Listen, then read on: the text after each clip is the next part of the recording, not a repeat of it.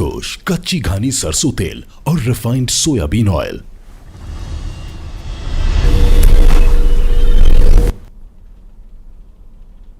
नमस्कार, साथ की बड़ी खबर देख रहे हैं आप। मैं हूं आशीष त्रिपाठी आपके साथ। नमस्कार, मैं हूं आपके साथ अंशिका पाठक। बुलेटिन की शुरुआत करेंगे जबलपुर से आ रही बड़ी खबर के साथ। बदमाशों ने बमबाजी की है। पहले मंदिर में प्रणाम किया, फिर पास के घर में बम फेंका। दरअसल गुंडा टैक्स और रंगदारी नहीं देने पर बम फेंके गए। क्षेत्र के बदमाश आनंद ठाकुर पर यहां बमबाजी करने का आरोप लगाए। दरअसल बम फेंकने और फायरिंग करने की यह पूरी घटना सीसीटीवी कैमरे में रिकॉर्ड हो गई और बदमाश आए दिन रंगदारी वसूलने के लिए लोगों को इसी तरह से परेशान करते हैं। तस्वीरें सामने आई, ये जबलपुर का मामला है जो सीसीटीवी वीडियो सामने आया, जिसमें बम फेंकते हुए बदमाश दिखाई दे रहा है और चेहरे पर एक कपड़ा भी उसने बांधा हुआ है। तो गुंडा टैक्स और रंगदारी के लिए ये बम फेंके गए। पहले तो मंदिर में गया, प्रणाम किया और फिर वहां पास के एक घर में उसने बम फेंका।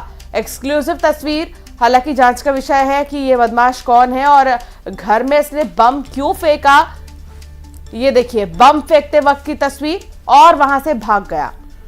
पवन पटेल हमारे सहयोगी इस वक्त फोनलाइन पर जुड़ गए। पवन, आखिर कौन है ये शख्स और चाहता क्या है? जी आशीष, इस शख्स का नाम आनंद ठाकुर है जो कि जमापुर थाना क्षेत्र का कुख्यात बदमाश है। रंगदारी वसूलने, लोगों को धमकाने, मारपीट करने और लोगों को परेशान करने के जैसे कई आरोप इसके ऊपर लगे हैं। पुलिस में भी इसके खिलाफ कई शिकायतें दर्ज हैं। पुलिस लगातार इसके खिलाफ कार्यवाही भी करती रही है। इसमें अभी 2 दिन पहले की ये घटना है जब एक शख्स के घर के बाहर बम फेंके और वहां से फायरिंग करते हुए ये फरार हो गया, लेकिन सीसीटीवी में कैद हो गया। और इसके पहले इसने जो है मंदिर में भगवान के सामने प्रणाम भी किया, यानी अपने जो गलत काम ये करने के लिए जा रहा था उससे पहले ही भगवान से माफी भी मांग ली थी। वीडियो जब सामने आया तो उसके बाद पुलिस ने इसकी तलाश शुरू कर दी है, लेकिन ये घटना कहीं न कहीं पुलिस के लिए जो है चुनौती भी है, क्योंकि इस तरह से वारदातें जो हो रही है, रहवासी इलाकों में घटनाएं हो रही हैं, उसको लेकर के कानून व्यवस्था पर सवाल खड़े हो रहे हैं। बहुत शुक्रिया पवन जानकारी साझा करने के लिए। तो ये जो पूरी घटना है इसकी तस्वीर देखिए, ये अंशिका जो शख्स नजर आ रहा है पहले मंदिर के सामने हाथ जोड़कर प्रणाम करता है और भगवान से संभव है कि ये पहले ही माफी मांग रहा है या फिर अपने काम में सफल होने के लिए आशीर्वाद मांग रहा है। बहरहाल ये तो इसकी पकड़ में आने के बाद पूछताछ में इसी से पता चल पाएगा। लेकिन ये जो पूरी घटना है ये निश्चित रूप से डराने के लिए अंजाम दी गई थी। और खबर बिलासपुर से, जहां भीषण सड़क हादसा हो गया। तेज रफ्तार कार डिवाइडर से जा टकराई। डिवाइडर से तेज रफ्तार कार जा टकराई और हादसे में कार सवार 2 लोगों की मौके पर ही मौत हो गई है। 2 अन्य लोग गंभीर हालत में अस्पताल में भर्ती किए गए। हादसे में कार के परखच्चे उड़ गए हैं। स्थानीय लोगों ने कार में फंसे हुए लोगों की मदद की, उन्हें बाहर निकाला। दरअसल तोरवा थाना क्षेत्र के पावर हाउस इलाके की घटना बताई जा रही है, जहां कार में सवार लोगों की मदद से बाहर निकाला गया। और ये देखिए तस्वीरें, गाड़ी के परखच्चे पूरी तरह से उड़ चुके हैं। उमेश हमारे सहयोगी इस वक्त फोनलाइन पर है। उमेश, कब की ये घटना है, कैसे ये हादसा हुआ और घायलों की क्या हालत है अभी? आशीष जी, देखिए ये पूरा मामला रात 11 बजे का है और ये पूरा मामला तोरवा थाना क्षेत्र के पावर हाउस की घटना है। रात जब 11 बजे ये गाड़ी जो है तोरवा से लाल खदान की ओर तेज रफ्तार होकर ये गुजर रही थी। इसी दौरान जो डिवाइडर है उससे ये कार जा टकराई। कार की रफ्तार इतनी तेज थी कि जो कार है वो माचिस की डिब्बी की तरह सिकुड़ गई और उसमें जो फंसे लोग थे उसमें 2 लोगों की वहीं गंभीर रूप से मौत हो गई है। वहीं 2 लोगों को गंभीर हालत में अस्पताल में एडमिट कराया गया है। चूंकि ये घटना 11 बजे की थी तो स्थानीय लोगों की मदद से वहां पर फंसे हुए जो गाड़ियों में फंसे हुए जो लोग थे उनको बाहर निकाला गया है, जहां पर 2 लोगों की हालत अभी भी नाजुक बनी हुई है। तो इस पूरे मामले की जब शिकायत सूचना जो है वो तोरवा थाने को दी गई तो मौके पर पहुंची जो 2 लोग फंसे थे, लगभग 1:30 बजे के आसपास उन्हें कटर मशीन से काट कर निकाला गया, गाड़ी को काट कर निकाला गया। लेकिन एक बड़ा हादसा निकलकर सामने आया। इस हादसे में 2 लोगों की मौत हुई है, वहीं 2 लोग गंभीर रूप से घायल है। पुलिस इस पूरे मामले की जांच कर रही है कि आखिर ये पूरी घटना कैसे हुई, किन हालातों पे हुई। सीसीटीवी की भी तलाशी की जा रही है। ये बताया जा रहा है जो स्थानीय लोग कहा जाता है कि कभी नहीं से देरी ही सही और तेज रफ्तार के कहर ने 2 लोगों की जान ले ली। बहुत शुक्रिया उमेश जानकारी साझा करने के लिए। उज्जैन में भीषण सड़क हादसा हो गया जहां टैंकर में पीछे से कार घुस गई। आपको बता दें कि कार सवार 2 लोगों की मौत हो गई इस हादसे में। ड्राइवर सहित 8 लोग इसमें घायल हुए बताए जा रहे हैं। 3 घायलों को इंदौर रेफर किया गया है। नागदा उन्हेल मार्ग पर हुई ये दुर्घटना, जहां रास्ते पर खड़े हुए एक टैंकर को कार ने हिट किया और पीछे से कार हिट हुई और इस दुर्घटना में 2 लोगों की जान चली गई। अजय हमारे सहयोगी इस वक्त जुड़ गए हमारे साथ। अजय, कब का ये हादसा है और क्या कुछ स्थिति है घायलों की? ये देखिए, उज्जैन उन्हेल मार्ग की घटना है। बघेल परिवार के जो लोग हैं वो शादी की खरीदी करके उन्हेल पहुंच रहे थे। इसी दौरान तेज रफ्तार बाइक सवार को बचाने के चक्कर में इन्होंने जैसे ही ब्रेक लगाया, लेकिन पीछे से आ रहे तेज गति से टैंकर ने इनको टक्कर मार दी, जिसमें 10 लोग घायल हुए, जिसमें 2 लोगों की मौत हो गई। 8 लोगों को उपचार किया जा रहा है, जिसको 3 लोगों को इंदौर रेफर किया गया है। घटना की जानकारी लगते ही उज्जैन कलेक्टर एसपी मौके पर जिला अस्पताल पहुंचे, जहाँ घायलों का हालचाल जाना। वहीं घटना की जानकारी लगते ही जो कांग्रेस और बीजेपी के प्रत्याशी और राज्यसभा सांसद उमेश नाथ जी महाराज भी जो है घायलों का हालचाल जानने पहुंचे थे। कलेक्टर ने जो डॉक्टरों को सख्त निर्देश दिए हैं कि घायलों का पर्याप्त उपचार किया जाए ताकि उन्हें किसी प्रकार की कोई कमी ना हो। फिलहाल जो टैंकर ड्राइवर की जो गलती थी उसके खिलाफ मामला दर्ज कर लिया गया है। आगे की जांच की जा रही है। बहुत शुक्रिया अजय जानकारी साझा करने के लिए। और खबर बैतूल से, जहां पर इलेक्ट्रॉनिक वोटिंग मशीन और मतदान कर्मचारियों को लेकर लौट रही बस में आग लग गई। दरअसल 6 मतदान केंद्रों के मतदान कर्मचारी इस बस में सवार थे। हादसे में सभी कर्मचारी सुरक्षित हैं। मतदान सामग्री को आंशिक नुकसान होने की खबर है। जलती बस से कूदकर ड्राइवर ने जान बचाया। कर्मचारियों ने मुश्किल से अपनी जान बचाई है। और ये देखिए, बस में आग लगी और बस जलकर राख हो चुकी है। मतदान सामग्री को कुछ नुकसान तो हुआ है, लेकिन किसी तरह जो मतदान कर्मी हैं उन्होंने कूदकर अपनी जान बचाई।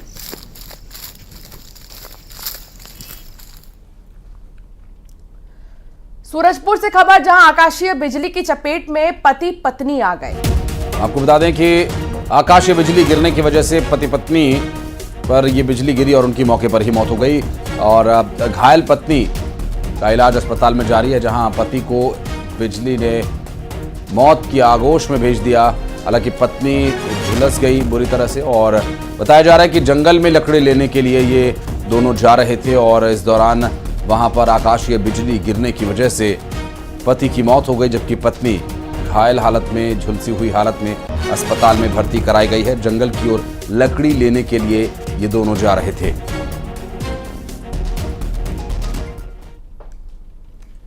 और खबर मंडला से, जहां बुधवारी बाजार में आग लगने का एक मामला सामने आया और 3 दुकानों में यहां आग लगने की जानकारी मिल रही है। जूते, चप्पल और कपड़े की दुकान में आग लगी है और तीनों दुकान जलकर राख हो चुके हैं।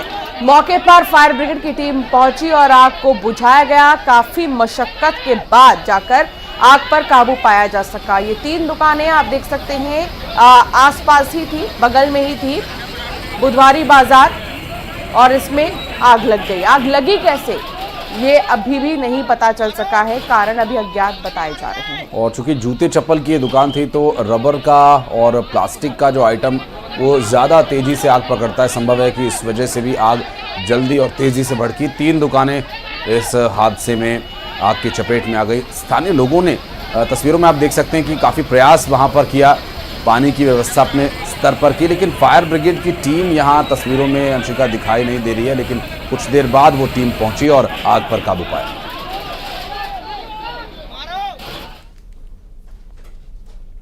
11 राज्यों की 93 सीटों पर तीसरे चरण में वोटिंग हुई और तीसरे चरण में 61% से ज्यादा वोटिंग हुई है।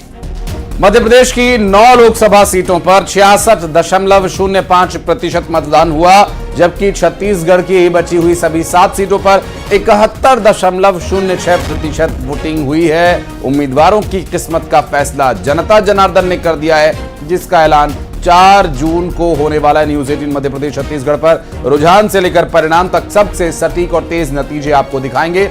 लेकिन तीसरे चरण की ये वोटिंग अपेक्षाकृत अंशिका छत्तीसगढ़ के लोगों ने बढ़ चढ़कर इसमें हिस्सा लिया और मध्य प्रदेश के लोगों से वे आगे रहे वोट डालने के मामले में। बिल्कुल, और छत्तीसगढ़ में जनता ने काफी जागरूकता दिखाई है और उन्होंने वोटिंग सेंटर्स पर पहुंचकर, पोलिंग बूथ पर पहुंचकर वहां पर वोट भी डाला। सुबह सुबह ही हमने देखा था तस्वीरें, जब 6 बजे से ही जो वोटर्स थे वो लाइन में लगे हुए थे और अपनी बारी का इंतजार कर रहे थे और ये वोट परसेंटेज इस बात की गवाही देते हैं।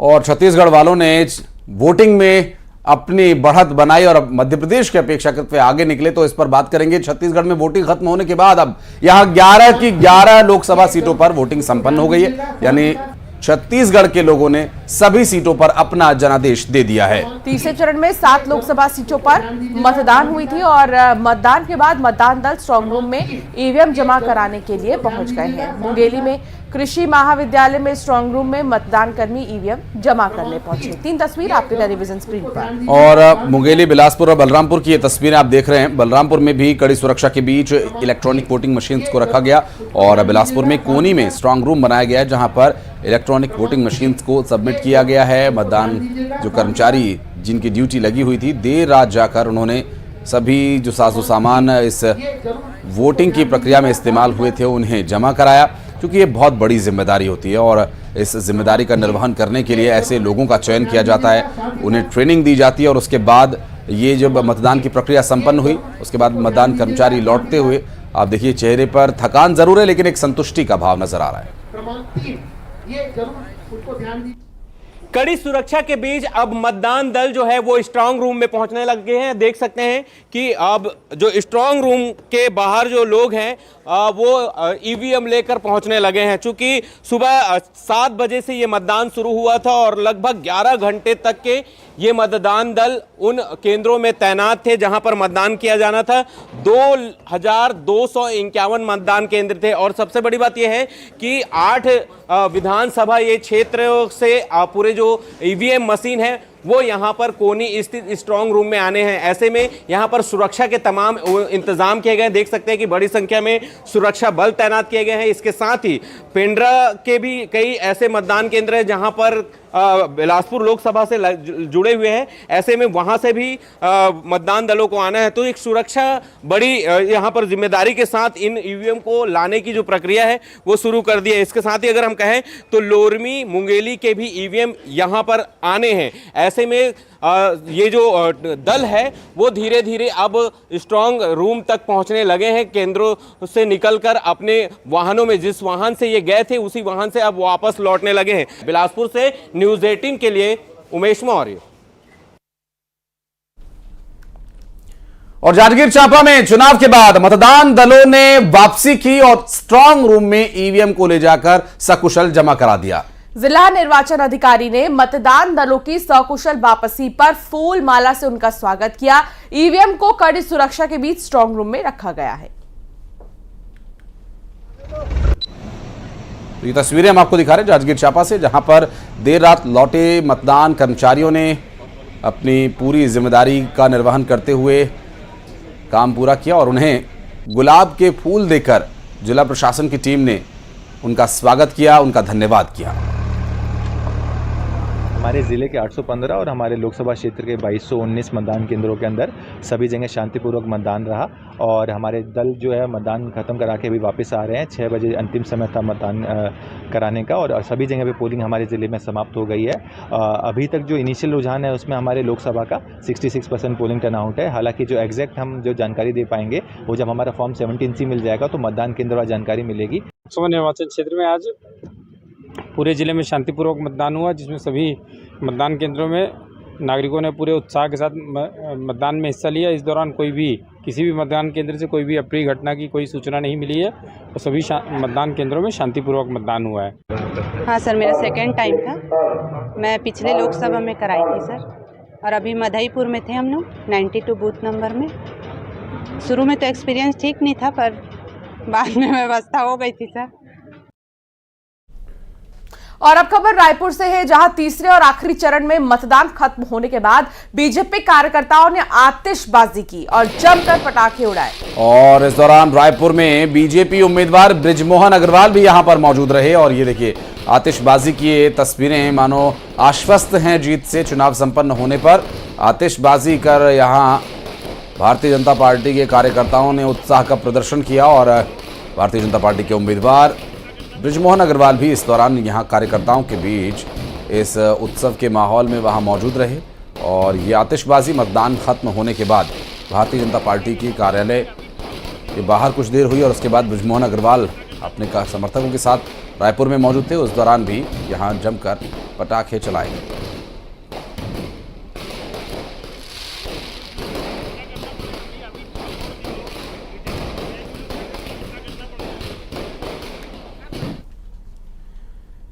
तीसरे चरण का मतदान भी संपन्न हो गया और इसी के साथ मतदान कर्मचारियों के वापस लौटने का सिलसिला भी जारी है। हरदा में भी मतदान कर्मी जब लौटे तो कलेक्टर ने उनका स्वागत किया। कर्मियों की थकान और गर्मी को देखते हुए कलेक्टर ने गन्ने के जूस से मतदान कर्मियों का स्वागत किया। और साथ ही इस दौरान कलेक्टर ने ये जानकारी भी दी कि जिले में 72% मतदान हुआ है, जिसके लिए उन्होंने टीम को बधाई दी और गन्ने का ठंडा मीठा जूस पिलाकर उनका स्वागत किया, जो न सिर्फ एनर्जी बढ़ाने में मतदान कर्मचारियों की मदद करता बल्कि स्वाद में भी लाजवाब होता है। और इस दौरान पुदीना नींबू युक्त गन्ने का जूस मतदान कर्मचारियों के लिए वेलकम ड्रिंक के तौर पर परोसा गया।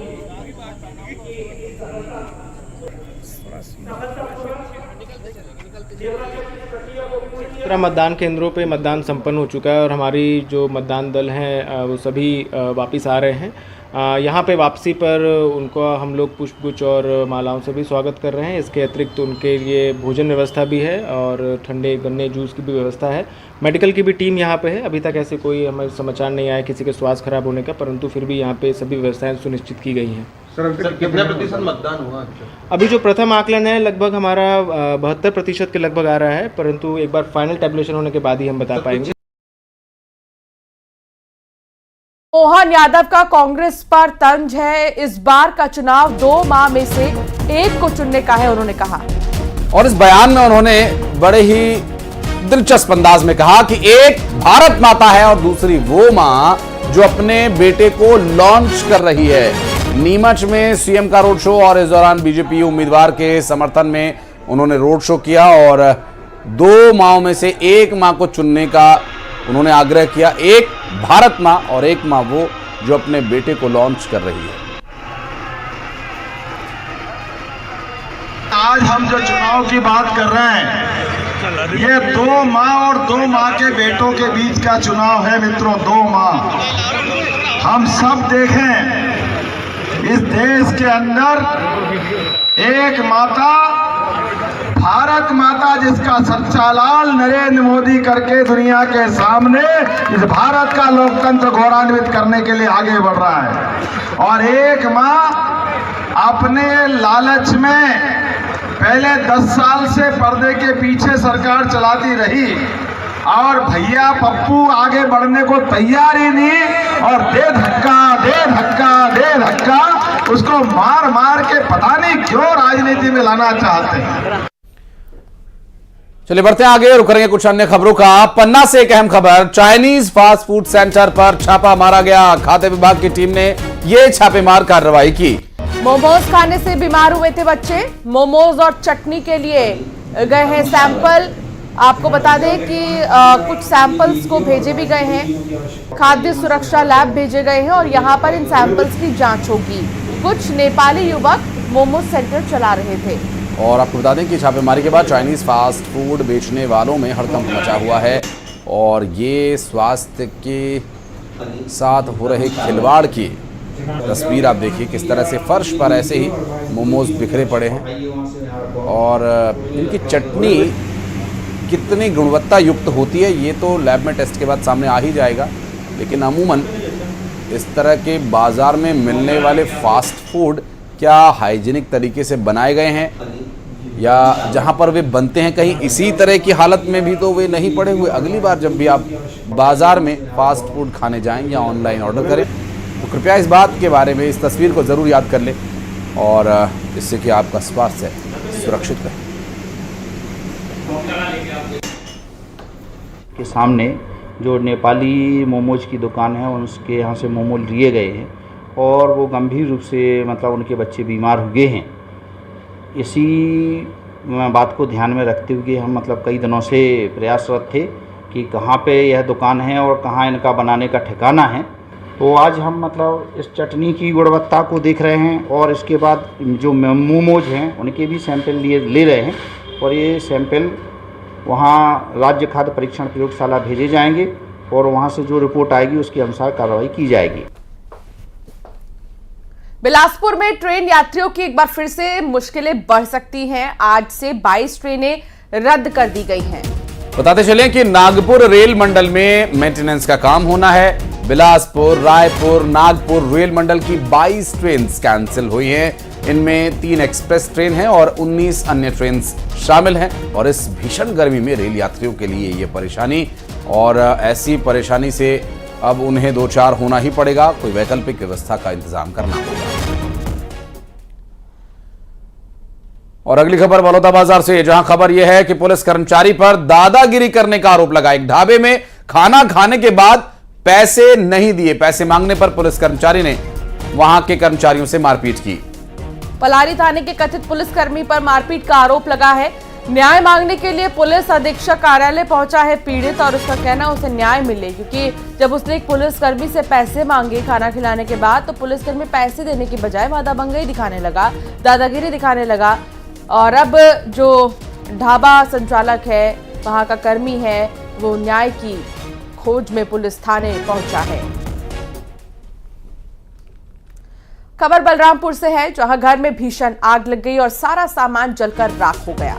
हालांकि आग लगने का कारण अभी तक पता नहीं चल सका है और आग लगने के बाद अफरा तफरी का सा माहौल वहां पर देखने को मिला। रघुनाथ नगर थाना क्षेत्र के हरिगवा गांव का ये पूरा मामला बताया जा रहा है।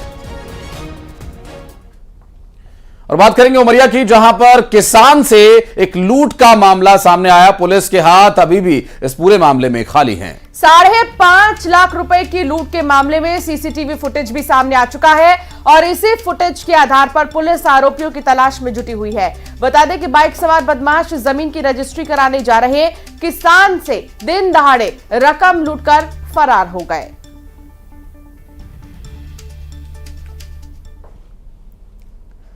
इस बुलेटिन में फिलहाल इतना ही। यहां रुक रहे एक छोटे से ब्रेक के लिए, लेकिन ब्रेक पर जाने से पहले टाटा टी प्रीमियम देश की चाय करता है देश के हर मतदाता से एक अपील।